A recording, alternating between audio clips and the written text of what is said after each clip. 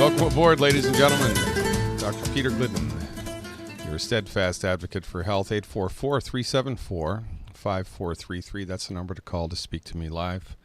844-374-5433. I'm a licensed naturopathic physician. The letters after my name are ND, like Nancy Drew. In order to become a naturopathic physician in the United States, you need to do 4 years of pre-med, 4 years of naturopathic medical school. There are 5 naturopathic medical schools in North America. They are all fully accredited by the United States Department of Education. So 4 years of pre-med, 4 years of naturopathic medical school, about 900 hours of clinical supervision. Then you have to pass national boards, state boards, pursue continuing education credit every year in order to have a license to practice naturopathic medicine. Currently, 18 states only license and regulate naturopathic medicine, which begs the question, well, do the laws of science, mathematics, and physics change when you cross state lines? We do not have a free medical market in the United States. We haven't had a free medical market since the early 1900s. After the Flexner Report, which was sponsored by the Carnegies and also the Rockefellers, had a lot to do with the monopolization of medicine in this country. All forms of medicine besides what the MDs do fell by the wayside in the early 1900s. The chiropractors, the naturopaths, the homeopaths, the herbalists, the acupuncturists, they were all kicked off of the bus of medicine by the Carnegies and the pharmaceutical industry and by glad-handing legislators to pass laws which made it illegal to practice medicine unless you were an MD. This is a monopolization of the medical marketplace, and it has been so ensconced in our collective consciousness that we do not even look at it as a monopoly anymore. We think that every other type of medicine is substandard, right? We view the naturopaths as alternative. We view the chiropractors as alternative, the homeopaths as alternative. Well, this is tantamount to saying that the only real oil producer is Exxon, and every other oil producer is an alternative oil producer. The only real oil producer is BP. All other oil producers are alternative oil producers. The only real dog is a German Shepherd. Every other dog is an alternative dog. It's nonsense, right? But that's exactly what we think when we think about medicine. The monopolization of the medical marketplace has had more to do with money and power and virtually nothing to do with effectiveness of therapeutics, as is evidenced by the fact that MD-directed medical treatments are the leading cause of death in the United States, the leading cause of bankruptcy in the United States.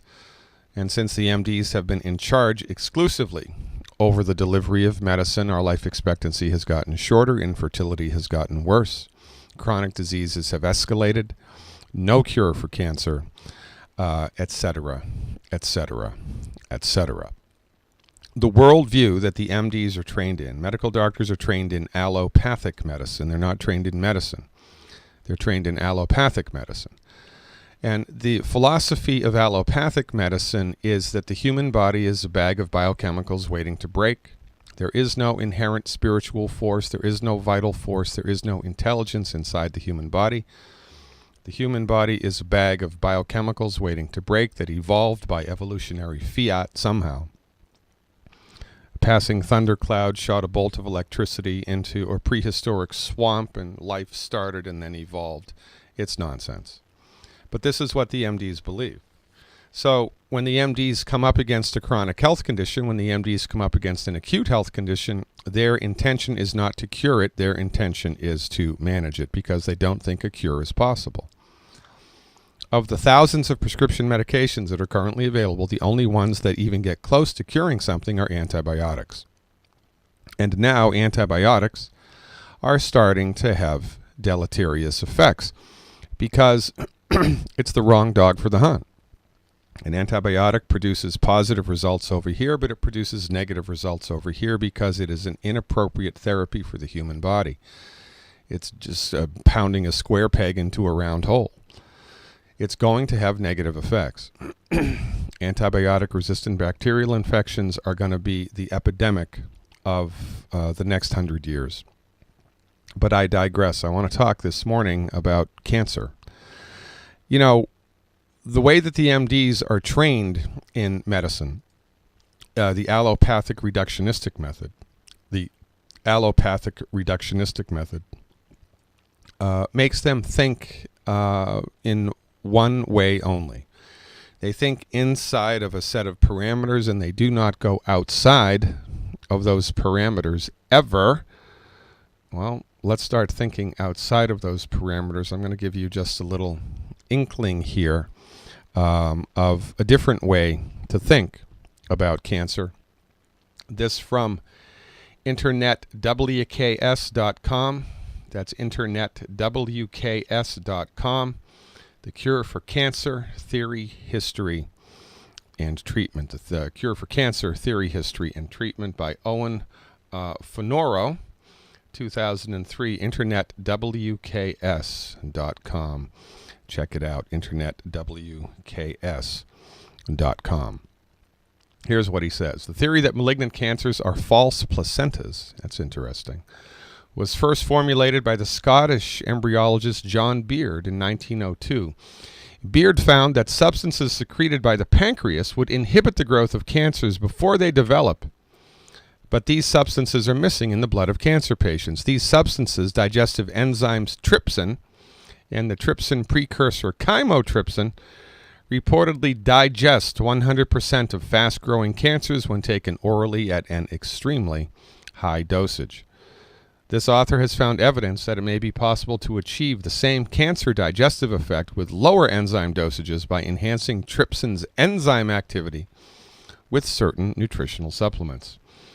John Beard was a brilliant biologist whose main research was pregnancy and the placenta in particular. He made or confirmed several crucial observations that led to his theory of cancer. He observed under the microscope that the trophoblast cells that form the placenta looked like cancer cells. Beard then made an extraordinary observation. The placenta stops growing on day 56 of the human pregnancy. On the same day, the fetus pancreas begins to function. He came to the conclusion that the fetus's pancreas secreted something that stopped the growth of the placenta. He then surmised and later proved that the same substance stopped the growth of malignant cancer. He set out to determine what this pancreatic substance was. Are you interested yet? You should be, because the MDs do not think like this. By the way, this particular theory of cancer, Beard's theory of cancer, got the wind knocked out of its sails.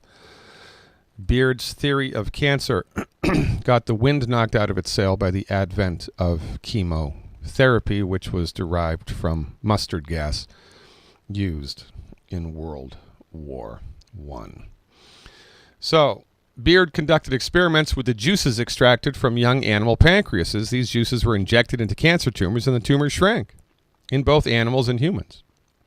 Beard's work was published in JAMA, the Journal of the American Medical Association. Imagine that. And he wrote a book on enzyme therapy for cancer 100 years ago. Physicians tried to duplicate Beard's experimental results, but they failed, and the work was almost forgotten, and then chemotherapy was developed. We now know that delicate enzymes can lose their effectiveness if not carefully extracted from young livestock. Even though trypsin was one of the first proteins whose molecular structure was deciphered by chemists in the 60s, we are still not able to synthesize either trypsin or chymotrypsin. As pure trypsin must be extracted intact from young livestock, the cost of these supplements is high. The cost at the dosage recommended by enzyme cancer experts may exceed $2,000 per month, which is a pittance when you compare it to how much chemotherapy costs. We all begin our lives as a single undifferentiated cell. This cell is called a zygote. It's a sort of super stem cell, and it divides into trillions of progeny. Living cells change after succeeding divisions, but not all cells become muscle, bone, eyes, teeth, hair, connective, or other tissue. Some cells form into the placenta, a trophoblastic layer of tissue that attaches to the uterine wall during pregnancy, which is discarded by the mother's body after birth. Beard, the first to observe that placenta cells resemble cancer cells, also saw how malignant cancers act in the same way that the placentas do in the mother's womb. They attach to the uterus and eat through it to obtain a blood supply. Beard also found other out-of-place trophoblastic cells in great numbers throughout the body. These cells are placenta-like, do not differentiate into specific tissue, but lie dormant. Beard called these cells germ cells. They have properties similar to stem cells, and Beard believed that these cells are the seeds of cancer. Very interesting, don't you think, that this theory is completely overlooked? Well, there was a doctor in New York who was promoting this theory. His name was Gonzalez. About 2 months ago, he was murdered. Ladies and gentlemen, I have no idea what was going on with that, but he was having success treating cancer without chemotherapy.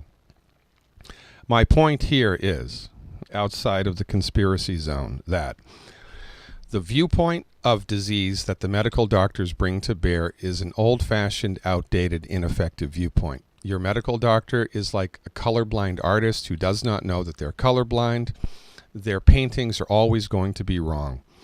But because they exist in the monopoly, and because they have been trained to look down their nose at everybody who is not an MD, when their therapeutics fail, when their therapeutics harm, when their therapeutics kill, they're not going to change their methodology. There's too much cognitive dissonance there. For goodness sakes, you need to elect me Surgeon General of the world. I'd hire Dr. Wallach, and that's when real healing would begin. Marilyn's up next. Dr. Peter Glidden here. Thanks so much for clicking on the link. I appreciate your trust and your curiosity. Last year in the United States, we spent over $30 billion on nutritional supplements, and everybody's still sick. When it comes to nutritional supplements, the recipe is everything. All wine is made from grapes. But there's a great deal of difference from bottle to bottle, depending on too many variables to count. It's the same with nutritional supplements. If you need to spend hard-earned money on nutritional supplements, which you do because medical insurance doesn't pay for it, did you ever wonder why? Well, that's the subject for an entirely different conversation. But in point of fact, our position is, in order for the body to work the way that God and nature intended it, there are 90 essential nutrients that need to be imported into it on a daily basis. These 90 essential nutrients are not all present in the food supply. You must supplement. It's mandatory. You must give your body the raw materials it needs every day to optimize its structure and function. You must give your body a fighting chance. So you need nutritional supplements. Well, which nutritional supplements should you take? That's the million-dollar question. I've been doing naturopathic medicine, practicing naturopathic medical therapeutics in clinical settings for over a quarter of a century now. And as God is my witness, I am here to tell you that the nutritional supplements which produce the most consistent, effective results are those developed and delivered by Youngevity. If you have finally snapped out of it and seen the light, if you are finally convinced that medical nutrition is what your body has been missing your entire life, and if you're ready to take a walk through the undiscovered country of science-based, clinically verified medical nutrition, then you need to try Youngevity's nutritional supplements because they produce the most consistent results of anything I've ever seen. And I've seen a lot in over a quarter of a century of primary care naturopathic medicine. Fill out the form on this page, ladies and gentlemen. Click the submit button, and a Youngevity representative whom I know and trust will be in touch with you to show you what to do to support and promote your body's ability to optimize its structure and function. Thanks for your time. Thanks for your trust. I am your steadfast advocate for health, Dr. Peter Glidden. Live long and prosper. I'll see you around campus. 374 5433 844 374 5433. Give me a call like Barbara in Maryland did, and let's see what's happening. Hey, Barbara, thanks for the phone call. You are live. Come in, Barbara. Can you hear me? There you go, Barbara. I can now. Thanks for calling. How can I help? Okay, I have AFib and aflutter. Okay. My doctors want to do an ablation, and to me, it's a dangerous thing for me to be doing. Okay. I have been on Youngevity. I started that in October. I still have the. I'm not seeing anything changing to stop the AFib. So we're at a standstill right now. I have crazy pressure between my shoulder blades. Yeah, I bet you do. Have you been to see a chiropractor? I do. And he cannot understand why it is every time I come in that there's such stress there, he said. All right, how much do you weigh? I weigh between 145 and 150. Okay, and what Youngevity supplements are you taking every day? I've been taking the get it all here. Beyond Osteoflex. Yeah, how much? 1 ounce before bed mixed with OJ. Okay. Also, the EFA, three a day. Yep. The Ultimate Selenium 6 a day with food. 2 for breakfast, 2 for lunch, and 2 for dinner. Yeah. And the glucose gel, 16 a day. 5 for breakfast, 5 for lunch, and 6 for dinner. And what about the Beyond Tangy Tangerine? I have been taking that. It was 1 scoop mixed with 14 to 16 ounces of water 2 times a day. But the gentleman, I can't remember his name, who recommended for me to call and talk to you, thought perhaps I was having a reaction to that and told me to stop drinking it for a couple days. Yeah, okay, so you're not. See, this is the thing, right? If there was a fire in my backyard, heaven forbid, and I wanted to put it out, I would need to use water and not gasoline, right? Gasoline would make it worse. You need water to put the fire out. But if I used a squirt gun, wouldn't work. I would need a fire hose. I would need a lot of water to put it out. So when we are dealing with medical nutrition intervention for a physiological problem, we need to use the right stuff, and we need to use enough of it to produce a result. And we need to give the therapy time enough to work, because these therapeutics are supporting and promoting the body's ability to fix the problem itself, which is different than simply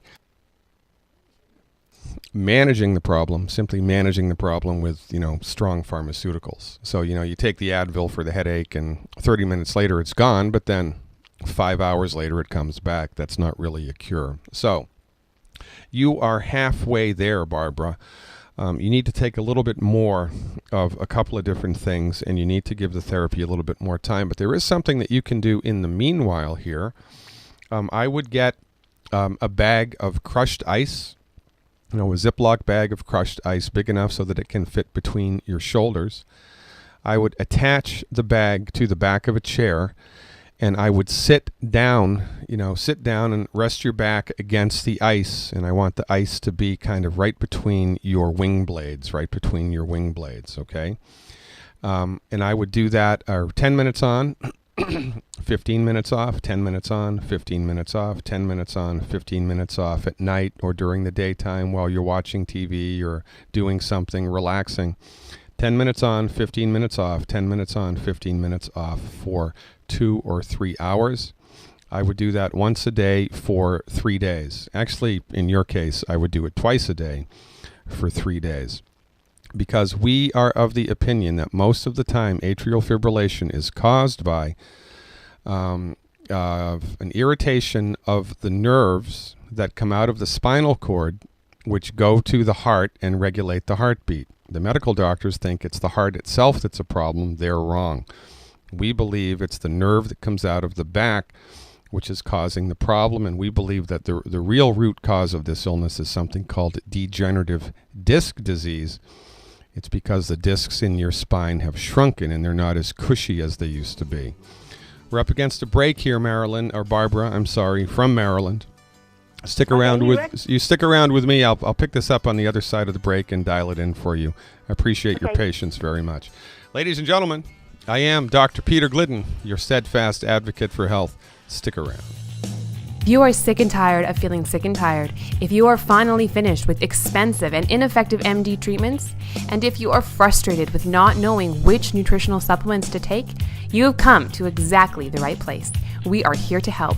Log into eiffelhealth.com, click the contact button, and someone who has been working with Dr. Glidden will contact you and show you exactly what to do to recover your health. Go to eiffelhealth.com. That's eiffelhealth.com and click the contact button now.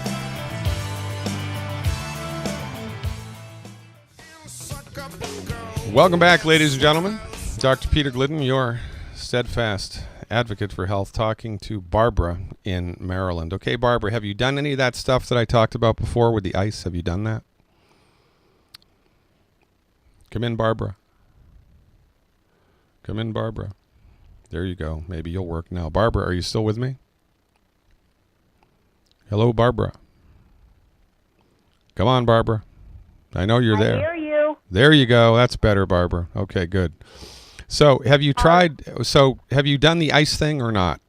At the moment, no, I haven't. I've been holding on the phone to talk to you. No. I mean, but before you spoke to me, like no. No, okay, no, good. I have not. That was not recommended. Okay, so also, in addition to that, I would get a Youngevity product called CM Cream, like Charlie Michaels, CM Cream, and I would apply the CM Cream to the same part of your back 4 times a day and immediately before bed, 4 times a day and immediately before bed. Now, generally speaking, when we do the ice and the CM Cream treatment to the mid-back, the AFib disappears within 72 hours, most of the time. I have over 100%. Well, so far, everybody that I've recommended do this with AFib, it's worked so far. So I would be surprised if it didn't work with you. But in addition to that, you need to increase your intake of some of these supplements if you're at 150 pounds. So in a perfect world, here's what you would do. The Beyond Tangy Tangerine, you would do 3 scoops a day. 3 scoops a day of the Beyond Tangy Tangerine. You would put 1 scoop into about 12 ounces of water, 1 scoop into about 12 ounces of water 3 times a day. The Beyond Osteo FX, I would like to see you do 2 ounces before bed, 2 ounces at night in a little bit of orange juice before bed, 2 ounces at night in a little bit of orange juice before bed. The EFAs, because of the AFib, I'd like to see you do 9 of those a day, 3 with breakfast, 3 with lunch, 3 with dinner. 6 selenium is good, 16 glucogel is perfect. So the only thing you need to increase here would be the EFAs, moving from 3 a day to 9 a day. The Osteo FX moving from 1 ounce to 2 ounces, and the Beyond Tangy Tangerine moving from 1 scoop to 3 scoops. I would do that for 4 weeks. I would do the ice and the CM Cream on and off for 3 days, and keep your fingers crossed and see what happens. Does that make sense? Yes, I'll give it a try. Okay, Barbara. I also did a webinar on atrial fibrillation. It's pretty good. It's a 45-minute long webinar. You can watch it on my website. If you are a Dr. Glidden advocate, you can become a Dr. Glidden advocate for $2 for 2 days, or you can get a month-long subscription for $20. Check it out, drglidden.com, and become a Dr. Glidden advocate and educate yourself about what we are doing, and specifically, right, what you can do for AFib and what we think is the cause of AFib, and by the way, what we think is the cause of asthma, arthritis, acne, etc. It's one-stop shopping at the Dr. Glidden Self-Help Health Recovery Advocate service, the Dr. Glidden Advocate. Check it out, glidden.healthcare. Let's go to Canada and talk to Shauna. Hey, Shauna, thanks for calling. You are live. Come in, Canada. Are you with me? Hello, Canada. Maybe now. Canada, come on in, Shauna. Are you there? Hello, Shauna. Oh, Canada. Oop, that's a dial tone. That's not working. I don't know, Shauna, why that didn't work. We're going to have to move on to somebody else. Thomas in Iowa has a question about his wife. Hey, Thomas, thanks for the call. You are live. Hey, Dr. Glidden, I was talking to you on Monday, but something happened at the end of the show. Oh, that's right. I'm glad you called back. We lost the signal. Yeah, we lost the feed. I'm really glad you called back, Thomas. Refresh my memory, please. Okay, I'm on the program, and my wife is ready to start, and I kind of need to know what to give her. I didn't know if I was going to be able to talk to you today, so I went ahead and ordered some stuff. But let me give you her rundown. Great. She is 300 pounds. She has knee and hip joint problems. She's high blood pressure, weak bladder, and she had a hysterectomy, but one ovary is still there. Okay, great. That's all right. That's So about it. very good. So these things, with the exception of the ovary thing, are all arms of the same octopus. Arthritis, hypertension, and bladder problems, these are all related to connective tissue and mineral deficiencies. And the best way to do this, now at 300 pounds, right, in a perfect world, she would do 3 healthy body, bone, and joint packs per month. 3 healthy body, bone, and joint packs per month, and 3 bottles of plant-derived minerals a month. 3 healthy body, bone, and joint packs per month, and 3 bottles of plant-derived minerals a month. That's the best place for her to start. Is she taking blood pressure meds right now? No, she is not. Okay, so she needs to get a blood pressure cuff, and she needs to take it to the firehouse, and she needs to get the EMT guys, when they're not out on a call, to check her blood pressure with their equipment, and then cross-reference it with her equipment and see if her equipment is dialed in correctly. And then she needs to get into the habit of taking her blood pressure once a day. I recommend people do that at high noon. Take your blood pressure at noon every day. Write the numbers down. And the upper limit of normal, as far as I am concerned, is 140/90. 140/90. That's the upper limit of normal. And for hypertension to be clinically diagnosed, in my opinion, you have to do the readings. Both numbers have to be above 140/90 3 times in a row. Both numbers have to be above 140/90 3 times in a row in order for hypertension to be diagnosed. So I would gainsay that the blood pressure would be the first thing to resolve here. So 3 healthy body, bone and joint packs per month, 3 bottles of plant-derived minerals a month. Eliminate the 12 bad foods, of course. Keep your fingers crossed and let me know what happens. Does that make sense? Yes, it does. And I have one more question. Okay, shoot. Did you happen to read the November 9th, 2015 Time magazine? No, I did not. What did it say? Well, on the cover, there's 2 pieces of bacon crisscrossed. And if you flip to the inside page where it says cover story, it says, according to the World Health Organization, red meat, processed meat causes cancer. And right below it, it's 3 juicy hot dogs. And it says right below that, hot dogs are now considered carcinogenic. We're right again, right? We've been saying this for how many years? It's telling people a long time. A long time, telling people to avoid meat that has nitrates injected into it. Correct. For this very reason. You know, interestingly enough, years ago, 17 years ago, Dr. Wallach was telling people this. Dr. Wallach was also telling people that margarine was bad and that butter was good. And last year, Time magazine comes out saying butter is good, right? The whole saturated fat thing was a scam. And now nitrates are bad. And Dr. Wallach, again, you know, honest to God, Dr. Wallach should get some type of scientific congressional Medal of Honor as far as I'm concerned. But because of the monopolization of the medical marketplace, even when things like this come out which exonerate Dr. Wallach, you know, there's not going to be any traction there. There's not going to be any press except inside of our own community. It's a crying shame. I appreciate the heads up on that, Thomas. We like to think that we are ahead of the curve. And ladies and gentlemen, you know, the truth will out. We've been telling people for decades to avoid meat that has nitrates injected into it. We've been telling people for decades that salt is good. We've been telling people for decades that butter is good, that margarine is bad. And what do you know? We are right again. Sandra in Virginia is up next. Let's see what she has to say. Hey, Sandra, thanks for the phone call. You are live. Hi there, Dr. Glidden. I have a question about my sister. She's 73. She's a vegan, and she weighs about 100 pounds. She does have scoliosis, which she's had all her life, but it's not. It just looks worse now because she has osteoporosis. What can she do with the Youngevity products to gain some weight? Well, the first problem that she has is that she's a vegan. Right, I know. And telling vegans that they're incorrect is really difficult. It's like telling a Roman Catholic that their reincarnation is real. It's just not going to fly. So, what she needs is bone and joint support. And most people think when we're trying to give bone support, we just got to give calcium and minerals and the stuff that makes the bones hard, right, and gives them structural integrity. But the minerals are laid down upon a matrix of cartilage, and it's like a little, it's like a spider web of cartilage that's inside that the minerals are laid on top of, like a skeleton, kind of, sort of.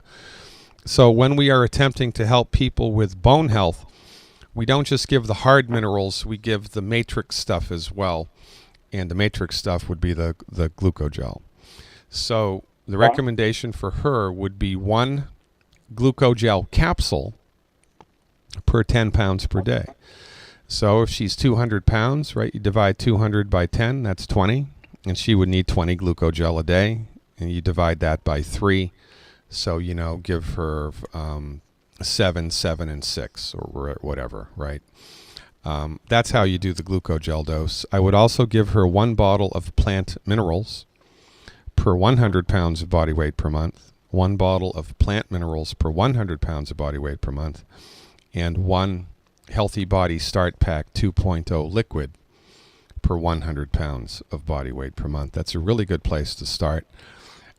I would have her do that for 4 weeks, and then I would have her continue to do that while she does weight-bearing exercise, because weight-bearing exercise puts stress on the bones. The bones will then strengthen themselves after the weight-bearing exercise, but only if they have the nutrients necessary. So if she were to start doing weight-bearing exercise now, she'd actually hurt herself. But once the body's nutrified, when she dials that in, she should be good to go. Does that make sense? Yeah, that makes sense. Now that's one capsule 3 times a day of glucogel? No, one capsule per 10 pounds of body weight per day. Oh, per 10 pounds of body weight. Okay, yeah, got it. Okay. Okay, got it. Yeah, good. All right, now, the other thing you're going to have to do is convince her to do that. Right? Okay. Well, I don't think she'll have any problem. As I think the glucogel may be, tell me what's in it. I mean, I'm trying to think. Is it not vegan then? Huh? Yeah, no, not at all. But what are you going to do? You're going to have to just keep your fingers crossed and see what happens. Well, if she lived with me, I could just say, here you go, take it. Even better. I won't tell if you don't. All right, Sandra, thanks for the call. Best of luck to you very much. Larry in Nashville is up next. We have a minute and a half left, more or less. Let's see if we can dial this in before the commercial break. Hey, Larry. Thanks for the phone call. You are live. Hey, Dr. Glidden. This is I actually spoke with you in the chat room, and I was telling you about taking antibiotics. The doctor gave me the worst type of antibiotics ever. Oh yeah, quinolone. And I was on it. I was on the medication for 2 weeks, and I really didn't have any problems. Every now and then, I would have. It would be difficult for me to breathe, but I have asthma. What were you taking the antibiotics for? For cellulitis. Oh, cellulitis. I get it. All right, stick with me, Larry from Nashville. On the other side of the commercial break, we will dial this in. Ladies and gentlemen, thanks for tuning in and turning on. I am Dr. Peter Glidden. Check out the website, glidden.healthcare. Welcome back, ladies and gentlemen. Finishing out the show today with Larry in Nashville. Larry, so you got cellulitis, Larry, and they put you on antibiotics. What happened to the cellulitis? Well, I actually have sinusitis, not cellulitis. It was what? It was sinusitis for my sinuses. They said I had a sinus infection. Oh, sinusitis. Okay, good. So what happened to it? Well, it did get a little better, and I cleared it. But I was mostly concerned about the side effects of the antibiotics. Well, so I get it, but there's not a lot that you can do. I mean, you can't, if you're exposed to radiation, right after you're exposed to the radiation and you walk away, well, there's only so much you can do, right? Because the damage has been done. So what we recommend people do after they take antibiotics is to go on probiotics. So you need to be taking probiotics into your body every day to put the good bacteria back into your digestive tract that the antibiotic presumptively killed. Because, right, the antibiotic is an indiscriminate killer. It kills good bacteria, it kills bad bacteria, it kills everything. It's like napalm. So you want to put the good stuff back into the body. And so Youngevity has 3 ways to do that. You can do the Flora FX. You can do the root beer belly. And you can do the nightly essence. You can do all 3. I mean, and which one is more effective? I have no idea. I don't think anybody can answer that question, quite frankly. I would perhaps do the nightly essence before you go to bed, and I would do the root beer belly during the day. I would do two packs of the root beer belly twice a day for 21 days, and I would do 3 of the nightly essence before bed. 3 nightly essence before bed. 2 packs of the root beer belly twice a day, and I would do both of those for 21 days. I would also go online and get this product called NasoPure, Nasopure, NasoPure. It's a little bottle with an alkaline solution that you dump into the bottle and fill it with water, and then you squirt it up your nose. It's a nasal rinse. And, there are many cultures in Southeast Asia that rinse their sinuses out every day the same way that we brush our teeth. And if you have a sinus infection or are prone to sinus infections, then I would get into the habit of doing the NasoPure rinse once a day. It's really easy to do. Fun. I don't know if it's fun, but it's interesting. But I would do that if I were you. NasoPure, NaSopure. Give that a run and see what happens. Make sense? It does. All right. Can I ask you another question before we leave, though? Yeah, go ahead. Well, the final question that I have is that the side effects on this class of antibiotics is horrible. Like, people actually end up becoming disabled because of it. And I was wondering if had any idea of the likelihood of somebody who took this medication having that type of side effect. No, I don't. Somewhere there are statistics, and the side effects of drugs are based upon the dosage and the amount of time that a person's been on it, right? So it's kind of like alcohol or like tequila, right? Like if you have 1 shot of tequila, maybe not so bad. But if you have 20 shots of tequila, well, that's going to be a problem. And it's the same with the antibiotics, right? If you're taking 1 shot of tequila just once, no problem. But if you do 5 shots of tequila a day for a month, well, it could be a problem. So I would believe that the net negative effects of the antibiotic would be just that. They would be net negative effects based upon how much of the stuff you've been taking and for how long. But listen, those negative effects are generated in people whose bodies are undernutrified. So when you have eliminated the 12 bad foods, and you have given your body all the nutrients that it needs every day with the 90 essential nutrients that beyond, the healthy body start pack, the plant-derived minerals, the essential fatty acids, the calcium. When you're doing all the right stuff in the right amounts every day, your body is going to be a lot stronger than the next person's body. And ostensibly, you should be able to handle the stress of life, which in this case includes the antibiotic stress, better than your neighbor. So I would guess that you would be in a good shape here as far as being able to avoid any of the net negative effects. But what this means is don't eat the 12 bad foods and continue taking your Youngevity supplements every day.